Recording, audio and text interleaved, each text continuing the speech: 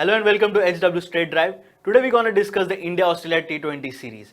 India has lost its first T20 series after the World Cup, and it's the first time that India has lost a T20 series against Australia at the home. So Mahesh, did we took the series quite lightly?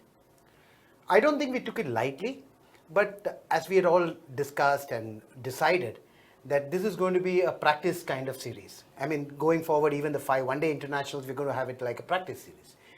So we would have tried all the permutations and combinations, trying to find out who are the players who are in good in form and who would be taking the flight to England. So in that regard, I don't think we took it lightly, but I think Australia were far superior to India in both the games. Australia nearly outplayed India, especially Maxwell. What do you have to say about Maxwell's But performance? they outplayed us completely. Maxwell single-handedly beat us in the second one day. He played a big role in the first one day as well, because at that time India was chasing just about Australia was chasing about 125 runs to win. They needed somebody to go out and express himself, and I think Maxwell went and played a mother of an innings, and that's the reason why Australia were able to win that Also in match. the second T20 where Australia was made to chase about 190 and Maxwell was single-headed. He scored a century even in the third. It's only the third player who scored 3 T20 centuries. See, remember we were playing at the Chinnaswamy. The Chinnaswamy ground is not a very big ground. A lot of runs are scored. Even if you see in the IPL, Chris Gayle made a lot of runs there. AB de Villiers made a lot of runs there. Virat Kohli made a lot of runs there. So it's not a big ground. Secondly, the ball travels. So if you see yesterday, the most of the sixes that KL Rahul hit and Maxwell hit was way into the crowd, which goes to show that the ball travels.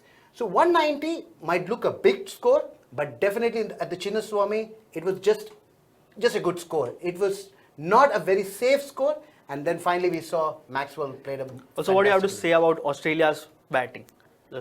It was a difference between India's. If you see the difference between India's batting and Australia's batting, they were not only relied on Maxwell, there were other players also. See, a T20 is a format that a team can win with one player. Okay, one standout player was Maxwell. The others played around him. So any score that they had to chase, they were able to do it, because if you have somebody who can score runs very quickly like Maxwell is a very unorthodox player. He can actually upset the rhythm of the bowlers. So while Chahal was supposed to be a great bowler when it came to bowling to Maxwell, in the past he's got Maxwell. Also, he was playing at Chinnaswamy. Chinnaswamy is one of the things. Even in Hyderabad, if you see, he could have. I mean, I think Virat made an error. He should have got Chahal straight away as soon as Maxwell came to bat, because at that time Australia were 5 for 2, and though they were chasing only 125 runs, you should not allow any easy runs. Maybe Chahal could have got him out. I don't know what would have happened if Chahal would have come in, but yesterday I think Chahal was just taken all over the place by Maxwell. What do you have to say about India's poor bowling performance? Like in the first T20, it was a close encounter, but in the second T20, see, they were chasing 125. I think Bumrah bowled exceedingly well. He brought the game well in our control. In the last over, Umesh Yadav had 14 runs to defend. Moreover, it was none of the top order Australian batsmen were there at the crease. There was 7 and 8 or something like that. In most cases, India should have won the game, or most teams would win when they're defending 14 runs at the last over with not the top order batsman there. I think Umesh bowled very poorly. He bowled full toss outside the off stump, and then Cummins was able to score runs. And so if India is to win the World Cup, we can't win with just one great bowler. Bumrah is the world's best bowler when it comes to this kind of format. I mean, he's very good in all formats, but in the limited over formats, he's fantastic. But he can't win the match alone for you. In a 50 over game, you need more players to chip in, and hopefully Bhuvaneshwar Kumar will rise up to the occasion along with Shami. So you mean that India is over-relied on Bumrah? At least in this team. But if Shami comes in and Bhuvi comes in, I think a lot of load will be taken out of Bumrah. See, Bumrah is in a space where he doesn't know whether he is supposed to restrict the runs or go and take wickets. Yeah. See, when you try to get wickets, there's a great probability that you might give away a few runs. Now, in Bumrah's case, he can't give away those runs because the other bowlers are anyway giving a lot of runs. So it's a very tight situation. So you mean India could have made better choices when it comes to bowling? Because in the last T20, India was playing with just 4 bowlers, which you can't include Vijay Shankar as a bowler. See, India should have actually taken either Shami or Bhuvi and should have played the T20 games. They could have played one each or something like that. But going with Siddharth Kaul and Vijay Shankar, these are not bowlers who can actually either take wickets or stop runs. Like Siddharth Kaul was trying his level best. He bowled well, there's no doubt about that. He's a good bowler. But when Maxwell is on song, I don't think too many bowlers have got a great chance of getting him out or stop the runs. And what do you have to say about India's poor fielding? Because See, this was one of the series which I'm sure going ahead they will address that, because Virat Kohli sets very high standards in the field. So it was very, very unfortunate to see that. I saw yesterday Pant dropping a catch. Now Pant is a player that I don't. you are not expected Pant to be an out. Yeah, he's outfield not a great fielder. Great behind the key. Yeah, he can keep behind the stumps. He's good, but put him in the outfield, I don't think he's a great fielder.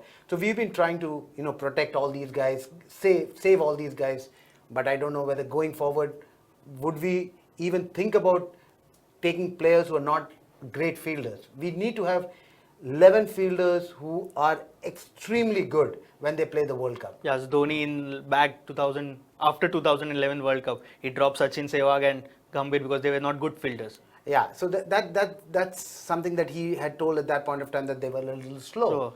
So now if that's the case, then I don't think Ambati Rayudu, Rishabh Pant, these guys are no longer. Rayudu is definitely not a very fast fielder.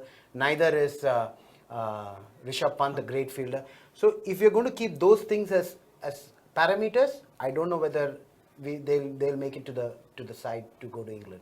Changing the course of the discussion, many have said that it was Dhoni's last T20 series, or to be said the last match was last T20 of Dhoni. Do you believe in this thought? See, everybody believes that Dhoni is going to hang up his boots at the end of the World Cup. By that logic, yes, this could be the last T20, but you don't know with Dhoni. Dhoni might come back, may play for another year or so, but he is going to continue playing IPL, so you might see him in the same format, but the T20 International, maybe he played his last match. The only highlight of the series was KL Rahul's performance. He said that after the controversy, he's valuing the Indian cap more. What do you have to say about KL Rahul's performance? It's good that at least the Karan Johar show did something good for him, right? Like what I said in the earlier show, he's a very, very good batsman. He's got shots all across the ground. So including him in any format is good, especially when he plays white ball cricket. He can score runs of good balls. There are very few players who can score runs of good ball. He reminds me a lot about Rohit Sharma as well. Their timing is superb. If you see yesterday the sixes that he hit, it was well into the crowd. So KL Rahul's both the innings in both the T20s, I think he played very well. It will be nice to see if he goes along and scores a lot of runs in the 5 one-dayers that is going to follow soon. Talking about the Karan Johar controversy, did India miss the services of Hardik Pandya because he was injured? He was injured, right? He was injured. Because if it would have been, India would have won this series because India was missing a fast bowler all-rounder. See, whether India would have won or not, you never know. Okay.